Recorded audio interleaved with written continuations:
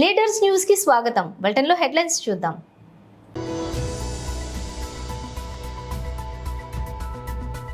Basheer BB దర్గాకు ర్యాలీగా బయలుదేరిన Shri Pawan Kalyan. Siddipet collectorate వద్ద మాజీ మంత్రి Harish Rao press meet.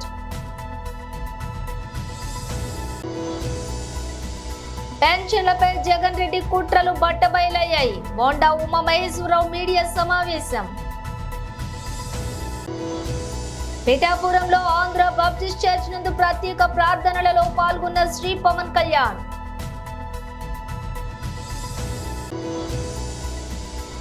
Agency ప్రాంతాల్లో ఎండాకాలం వచ్చిందంటే ఇప్ప పూల పండుగ వాతావరణం.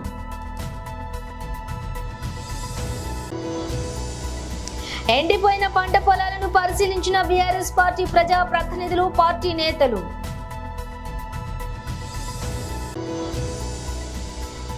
మంత్రి సహా 2 కాంగ్రెస్ నేతలకు లీగల్ నోటీసులు పంపిస్తా కేటీఆర్. బషీర్ బీబీ దర్గాకు ర్యాలీగా బయలుదేరిన శ్రీ పవన్ కళ్యాణ్.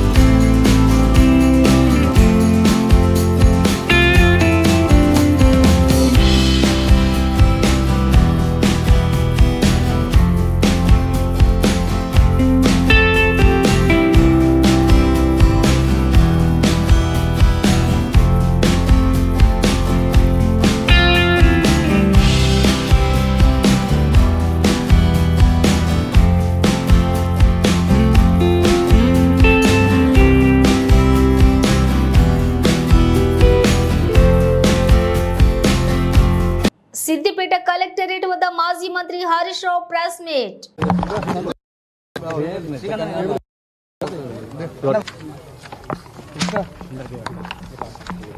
తీసుకోనికి ఎవరు వచ్చిందండి రివ్యూ చేసుకుంటాం.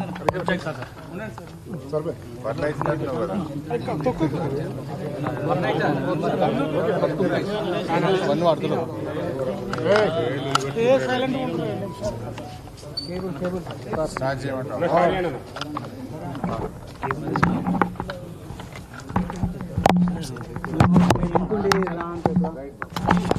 రాష్ట్ర ప్రభుత్వం యొక్క నీటి నిర్వహణలో వైఫల్యం వల్ల, రాష్ట్రంలో విద్యుత్ నిర్వహణలో లోపాల వల్ల రాష్ట్ర వ్యాప్తంగా లక్షలాది ఎకరాల్లో పంట ఎండిపోయి రైతులందరూ కూడా తీవ్రమైనటువంటి ఆందోళనలో ఉన్నారు.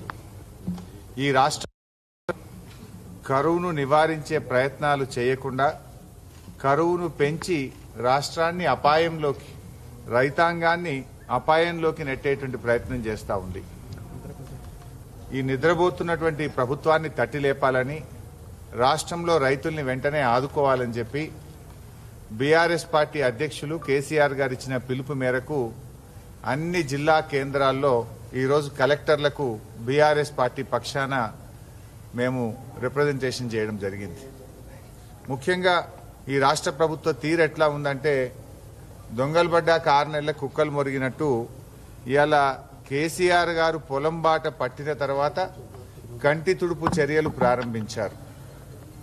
గతంలో కూడా మీరు చూశారు, కేఆర్ఎంబీ ప్రాజెక్టులను కేంద్ర ప్రభుత్వానికి అప్పజెప్పి నిద్రపోతున్నటువంటి ప్రభుత్వాన్ని తట్టిలేపింది. ఉద్యమాల ద్వారా ఈ ప్రభుత్వాన్ని కళ్ళు తెరిపించింది బీఆర్ఎస్ పార్టీయే.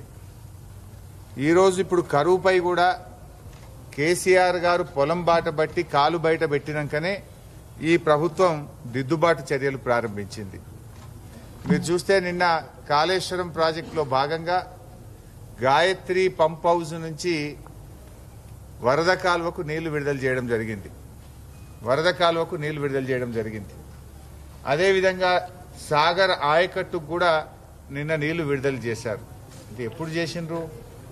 కేసీఆర్ గారు నల్గొండ జిల్లా పెన్షన్లపై జగన్ రెడ్డి కుట్రలు బట్టబయలయ్యాయి. బోండా ఉమామహేశ్వరరావు మీడియా సమావేశం. అందరికీ నమస్కారం. రాష్ట్రంలో జగన్మోహన్ రెడ్డి ఓటమి ఖాయమైపోయినటువంటి వైసీపీ ఇవాళ అనేకమైనటువంటి అక్రమాలకి పాల్పడుతూ ఉంది. ఈరోజు విపరీతమైనటువంటి ఎండలు దాదాపు విజయవాడ నగరంలో కానీ అలాగే రాష్ట్రంలో విశాఖపట్నం కానీ రాయలసీమ కానీ అన్ని ఊళ్ళలో కూడా విపరీతమైన టెంపరేచర్స్ పెరిగినటువంటి ఈ దశలో పింఛనుదారులతో జగన్మోహన్ రెడ్డి రాక్షస రాజకీయ క్రీడ ఆడుతున్నాడు. రాక్షస రాజకీయ క్రీడ. మామూలు కూడా దుర్మార్గులు. ఎందుకంటే తల్లి వయసు ఉన్నటువంటి పింఛన్లు, తండ్రి వయసు ఉన్నటువంటి పింఛన్లు, మరి వితంతువులు, అలాగే దివ్యాంగులు, కదలలేక ఇళ్లల్లో ఉండి ఇబ్బందులు పడుతూ నడవలేని వాళ్ళు, ఆఫీసులకు వెళ్ళి పింఛన్లు తీసుకునే వాళ్ళు, వీళ్ళందరినీ కూడా జగన్మోహన్ రెడ్డి రాజకీయ రాక్షస క్రీడలో బలైపోతూ ఉన్నారు. 2 నెలలు వాళ్ళ జీవితాలతో ఆడుకుంటూ ఉన్నాడు. 2 నెలలు. ఏప్రిల్ 1వ తారీఖు ఇవ్వాల్సిన పింఛను సాక్షి పేపర్లో 3 నుంచి పింఛను పెంపర్లని పంపిణీ అని వేశారు. మరి 3 నుంచి పంపిణీ అన్నప్పుడు ఎందుకు మీరు డోర్ టు డోర్ ఇవ్వటం లేదు?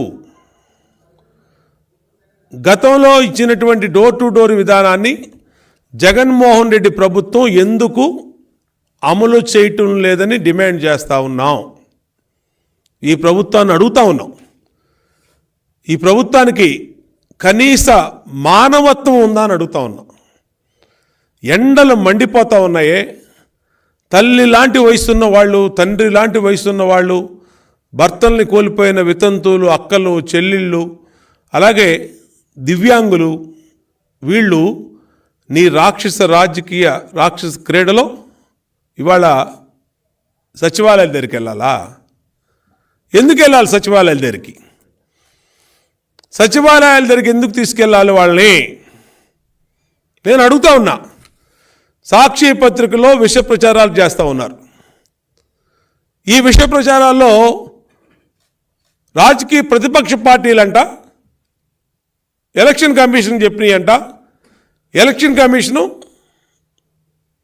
ఆపిచ్చారంట. అంటే మేము అడుగుతా ఉన్నాం, నువ్వు ముఖ్యమంత్రి, ఆపద్ధరం ముఖ్యమంత్రివైనా నువ్వు ఇంకా నీకు 40 రోజులు నువ్వు ఆపద్ధరం ముఖ్యమంత్రిగా కొనసాగుతావు. నువ్వు స్పష్టమైన ఆదేశాలు ఎందుకు ఇవ్వటం లేదు Jagan Reddy? Door to door పింఛన్లు ఇవ్వమని పింఛన్దారులందరికీ ఇంటి దగ్గరికి ఇవ్వమని ఎందుకు నువ్వు స్పష్టమైన ఆదేశాలు ఇవ్వటం లేదు అని ముఖ్యమంత్రిని ప్రశ్నిస్తూ ఉన్నాం. ఎలక్షన్ కమిషన్ ఏం చెప్పింది? నువ్వు వాలంటీర్ని నీ రాజకీయ ప్రయోజనాల కోసం వాడుకుంటా ఉన్నావు, నీ వైసీపీ ప్రచార కార్యక్రమాల్లో వాడుకుంటా ఉన్నావు. అది తప్పు. కాబట్టి డీటెయిల్స్ చూస్తే రానున్న ఎన్నికల్లో కాకినాడ జిల్లా పిఠాపురం నుంచి బరిలోకి దిగుతున్న జనసేన అధినేత పవన్ కళ్యాణ్ ఈ ఉదయం స్థానిక ఆంధ్ర బాప్టిస్ట్ చర్చిలో ప్రత్యేక ప్రార్థనలు చేశారు. ప్రార్థనల అనంతరం కొత్తపల్లి మండలంలో పొన్నాడలో బషీర్ బీబీ దర్గాకు బయలుదేరారు. ఆ తర్వాత ఉప్పాడ కొత్తపల్లిలో మహిళలతో సమావేశం అవుతారు. కాగా పిఠాపురంలో పవన్ 4వ రోజు పర్యటనలో బిజీగా గడుపుతున్నారు. పవన్ నేడు పిఠాపురం పర్యటనను ముగించుకుని రేపు తెనాలి వెళ్తారు. 4న నెల్లిమర్ల, 5న అనకాపల్లి, 6న యలమంచిలి, 7న పెందుర్తి, 8న కాకినాడ రూరల్ నియోజకవర్గాల్లో ప్రచారం నిర్వహిస్తారు.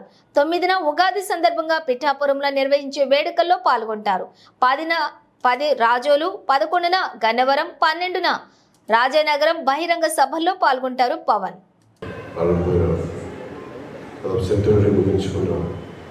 ఈ పురాతనమైన చర్చికి నేను నా ప్రార్థనలో గౌరవం తెలపడానికి వచ్చి రావాలని చెప్పగానే డాక్టర్ జి ఎలీషా బాబు గారు మనస్ఫూర్తిగా ఆహ్వానించినందుకు వారికి నా ప్రత్యేక నమస్కారాలు తెలియజేసుకుంటా ఉన్నాను.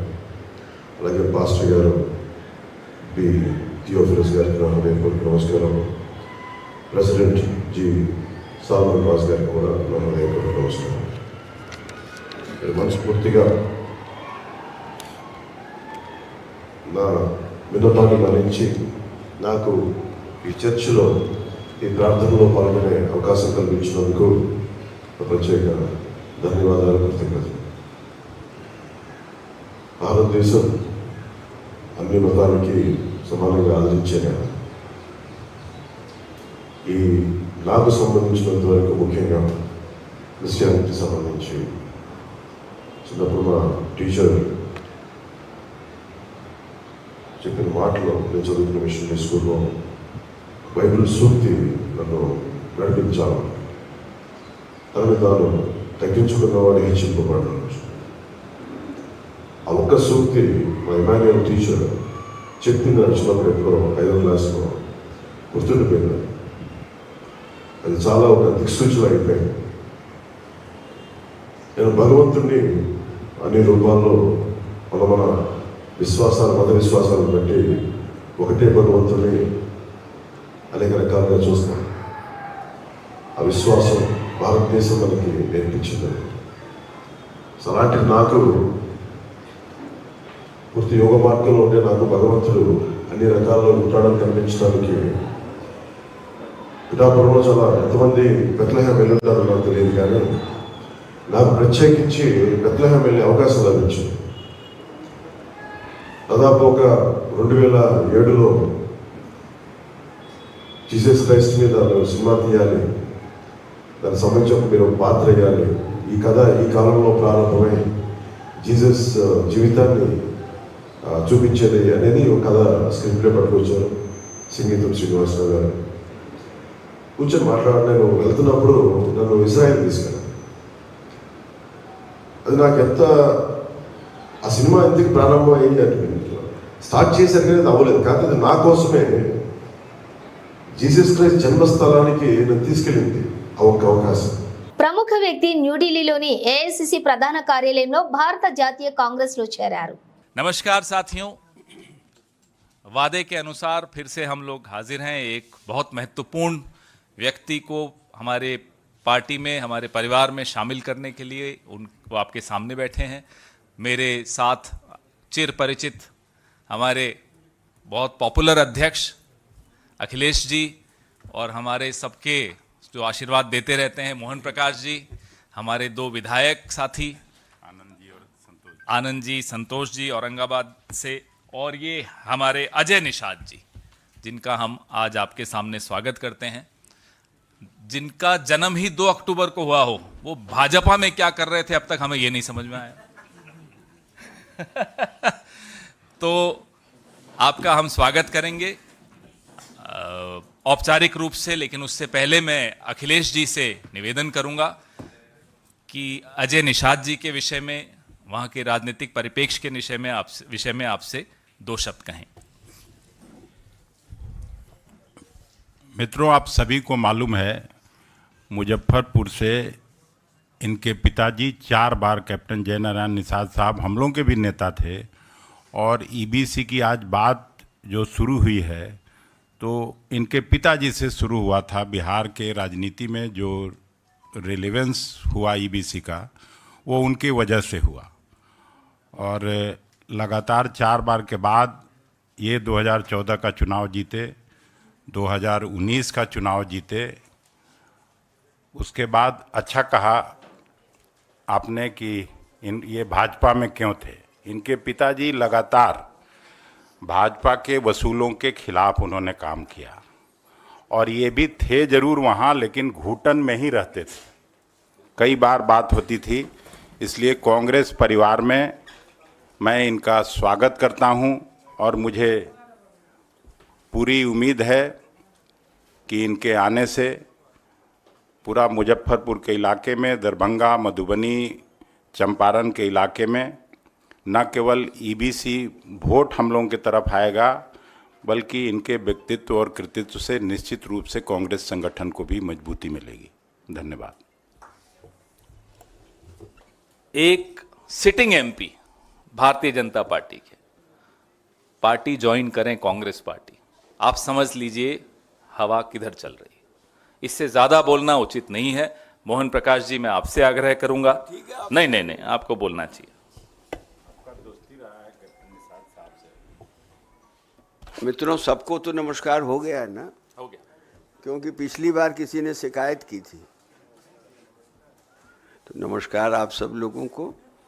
मित्रों, अब जैसा हमारे प्रदेश अध्यक्ष अखिलेश जी ने आपको बताया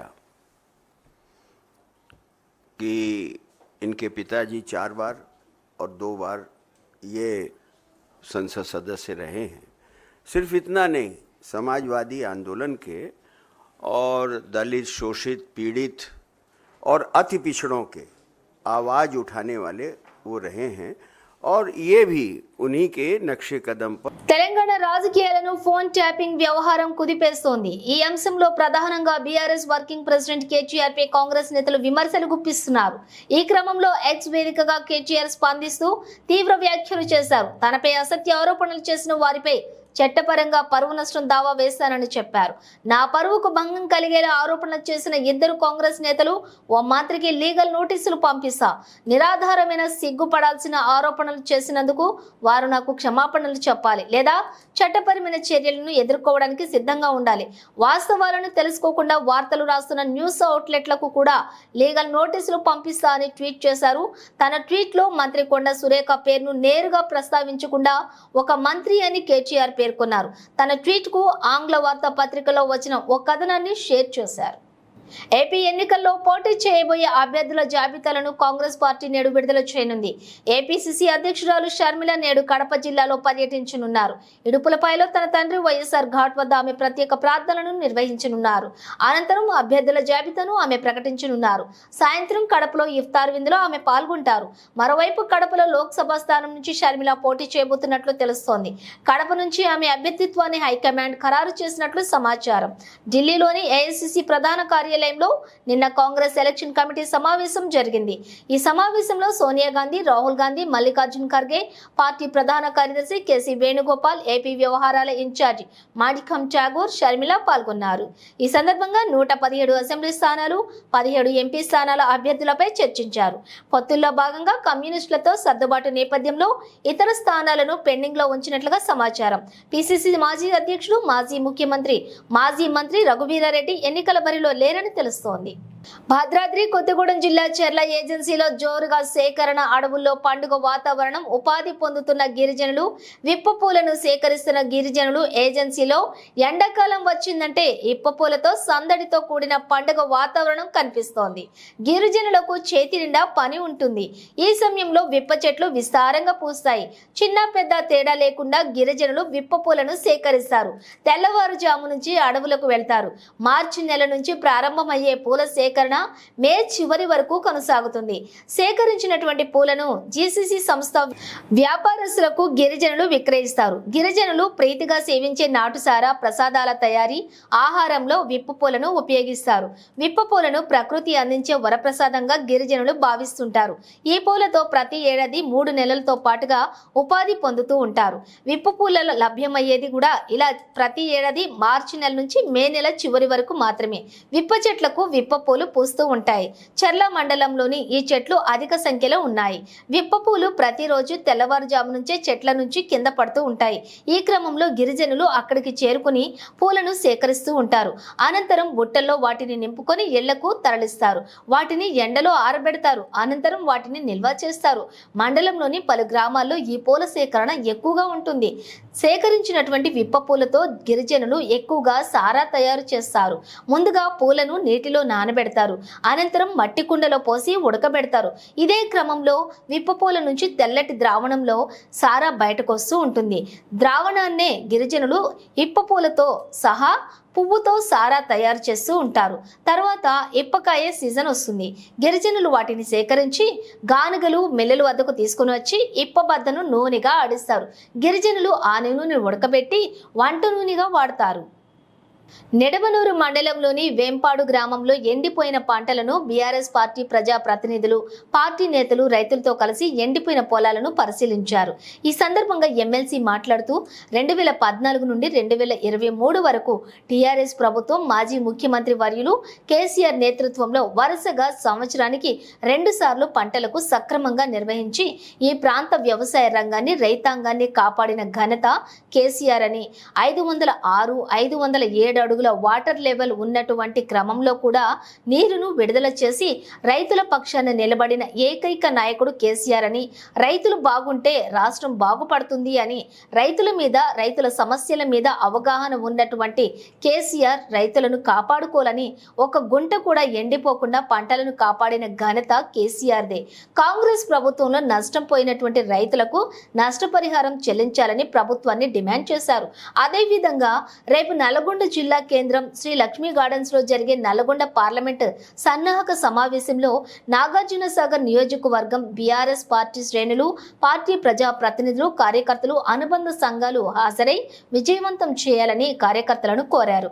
ఇటు కార్యక్రమానికి BRS party working president KTR హాజరవుతున్నారని తెలిపారు. చంద్రశేఖరరావు గారు నాగారు నియోజకవర్గంలోని వేంపాడు గ్రామంలో ఎండినటువంటి పంట పొలాలను విజిట్ చేయడానికి కార్యక్రమం ఉండే. సరే, కొన్ని అనివార్య కాలం వల్ల అక్కడనే సమయం సరిపోక ఇప్పుడే మాకు తెలిసినటువంటి విషయం. ఇక్కడికి రాలేకపోతున్నందుకు చింతిస్తున్నామని చెప్పమని వారి ఆదేశాల మేరకు ఈ ప్రాంత రైతాంగాన్ని తెలియజేస్తున్నాం. ఇంత పెద్ద ఎత్తున కేసీఆర్ గారికి వ్యవసాయ రంగంలో ఉన్నటువంటి సమస్యలు, రైతు సమస్యలు తెలియజేయడానికి నాగార్జున సాగర్ నియోజకవర్గం 3 నుండి వచ్చినటువంటి రైతాంగానికి విషయం తెలియజేయాలని చెప్పినారు. సరే, ప్రకృతి సహకరించక ఎండ తీవ్రత ఎక్కువగా ఉండి భూగర్భ జలాలు అడిగి ఉండిపోయినటువంటి పరిస్థితి మనం చూస్తున్నాం. రైతులు వాళ్ళకు ఉన్నటువంటి ఏదో ఒక వనరులతోటి పొలాలను నాట్లేసుకున్నారు. సరే, పెరిగినవి ఒక 2 తల్లు ఇస్తే, ఇప్పుడు మనం ఉన్నటువంటి పొలం 14 ఎకరాల పొలం, 2 తల్లు కనుక నీళ్ళు ఇస్తే ఎకరానికి 50 బస్తాలు ధాన్యం పండేటువంటి పరిస్థితి. మరి పెట్టుబడి పెట్టి ఇంకా 2 తల్లు నీళ్ళు ఇవ్వలేనటువంటి నిస్సాయ స్థితిలో ప్రభుత్వం వ్యవసాయ రంగానికి, రైతులకు తీరని అన్యాయం చేసింది.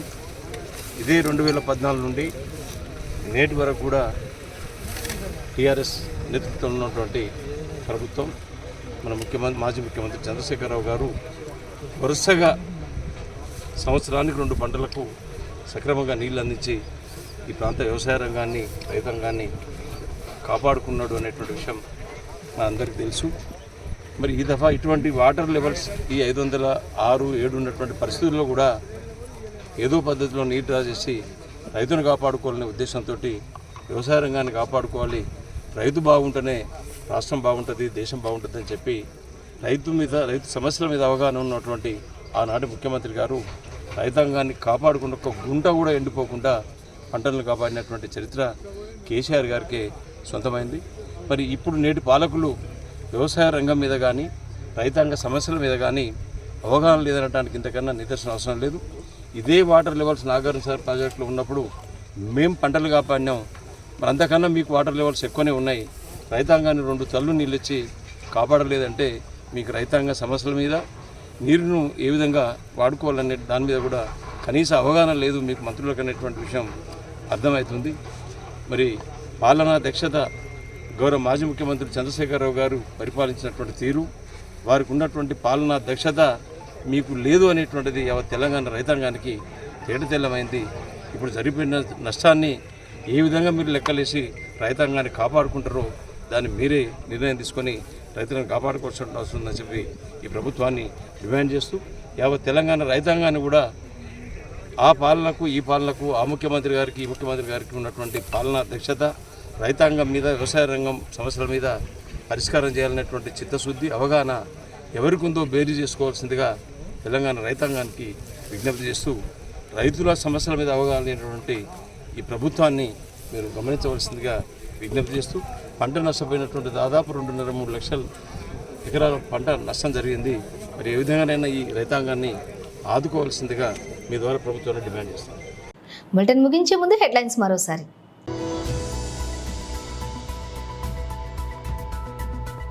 బషీర్ బీబీ దర్గాకు ర్యాలీగా బయలుదేరిన శ్రీ పవన్ కళ్యాణ్. సిద్దిపేట కలెక్టరేట్ వద్ద మాజీ మంత్రి హరీష్ రావు ప్రెస్ మీట్. పెన్షన్లపై జగన్ రెడ్డి కుట్రలు బట్టబయలయ్యాయి. బోండా ఉమా మహేశ్వరరావు మీడియా సమావేశం.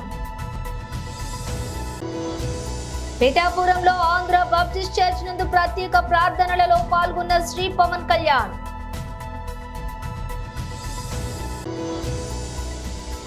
ఏజెన్సీ ప్రాంతాల్లో ఎండాకాలం వచ్చిందంటే ఇప్ప పూల పండుగ వాతావరణం.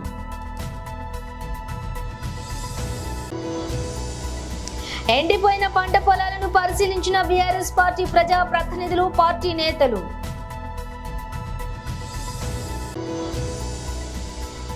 మంత్రి సహా 2 కాంగ్రెస్ నేతలకు లీగల్ నోటీసులు పంపిస్తా కేటీఆర్.